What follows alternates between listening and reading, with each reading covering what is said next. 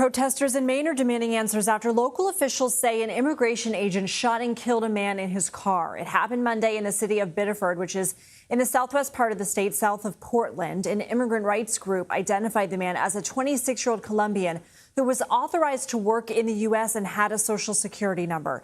Protests broke out hours after the shooting. It is the second deadly ICE-related shooting in less than a week. On Tuesday, agents shot and killed a Mexican man in Houston. CBS News Homeland Security correspondent Nicole Sganga joins us. What more do we know, Nicole?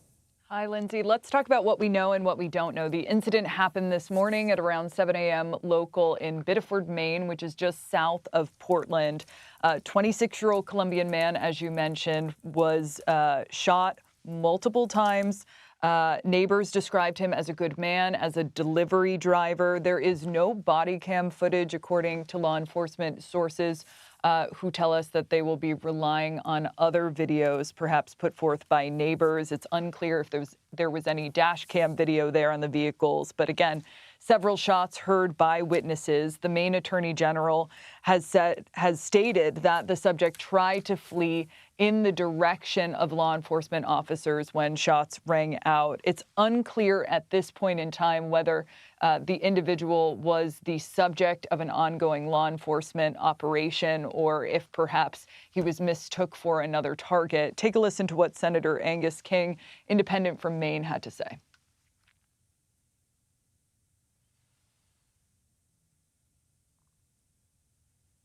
He had been given an order to leave the country. He was in a vehicle, pulled out in the vehicle, and the term the secretary used was weaponize the vehicle. He was shot by an ICE agent. The FBI will be leading the investigation because it was a federal operation, but my belief is that our state and local officials should also be kept informed and engaged in the investigation.